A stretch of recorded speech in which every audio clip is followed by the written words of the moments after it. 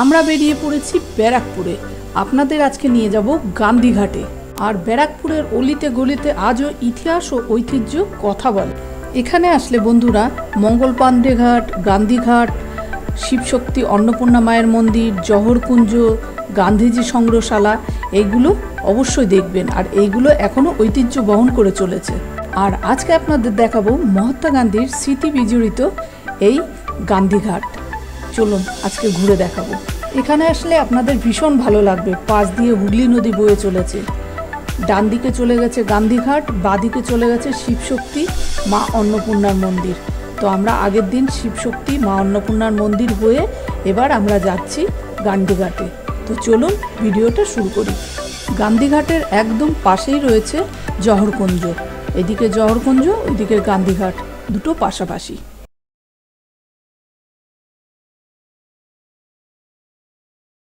গান্ধীঘাটে ঢুকতেই রাস্তায় পড়বে অনেক খাবারের স্টল। সেখান থেকে আপনারা টিফিন করে নিতে পারেন।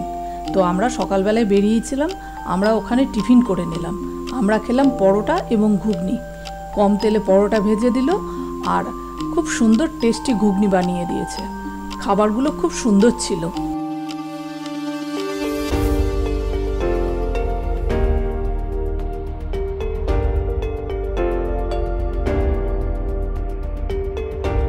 রাস্তার দুপাশে প্রচুর গাছ দেখতে পাবেন। ছায়াছন্ন জায়গা এবং প্রচুর হাওয়া দিচ্ছিল।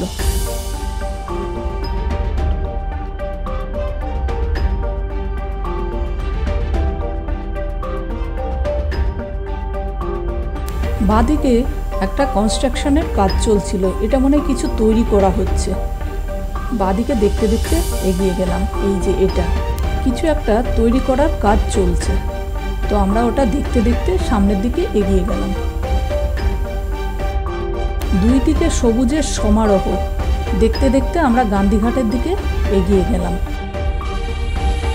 আর ঢালাই করা রাস্তা ভীষণ পরিষ্কার পরিচ্ছন্ন, এত ভালো লাগলো দেখতে। আমরা এসে গেছি গান্ধীঘাটের কাছে।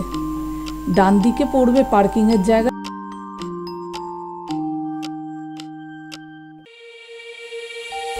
আমরা চলে এসেছি গান্ধীঘাটে।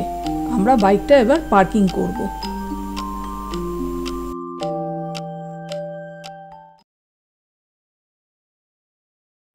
এই যে রাস্তার ওপরেই একটু ভিতরে ঢুকে এসে, আচ্ছা এটা আসবেন কি করে? শিয়ালদা থেকে ট্রেন ধরে ব্যারাকপুরে নেমে অটো ধরে গান্ধীঘাট, সোজা রাস্তা।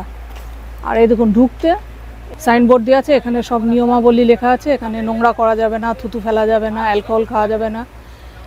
আর ঢুকতে এই যে বসে খাওয়ার নিষিদ্ধ, চায়ের ভাতটার এগুলো ফেলা যাবে না, পরিষ্কার করার নির্দেশ দেওয়া আছে। চলুন, এখানে কাজ চলছে, কনস্ট্রাকশনের কাজ চলছে। আর পাশেই আছে জহরকুঞ্জ। গান্ধীঘাট এবং জহরকুঞ্জ পাশাপাশি। আমরা যখন আসলাম তখন জহরকুঞ্জ খোলেনি। জহরকুঞ্জ ঢুকতে গেলে টিকিট লাগে, গান্ধীঘাটে টিকিট লাগে না।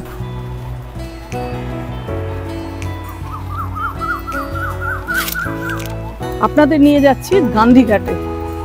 চলুন। আগে এখানে প্রচুর ফুল গাছ লাগানো ছিল। এখানে বাগানের ভিতর 120 রকমের গোলাপ গাছ লাগানো আছে। আর ডান দিক বাঁদিক প্রচুর বড় বড় গাছ দেখতে পাবেন। প্রচুর গাছ, প্রচুর গাছ। ঘুরতে আসার দারুণ জায়গা। জাতির জনক মহাত্মা গান্ধীর স্মৃতির উদ্দেশ্যে এটা 1949 সালে 15ই জানুয়ারি জওহরলাল নেহরু এটি উদ্বোধন করেছিলেন। এটা করোনার সময় বন্ধ ছিল।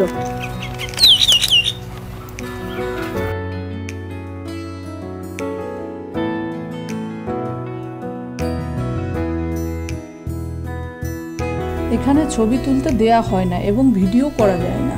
তো যতটা সম্ভব দূর থেকে আমি ভিডিও করলাম এবং ছবি তুলে আপনাদের সামনে তুলে ধরলাম।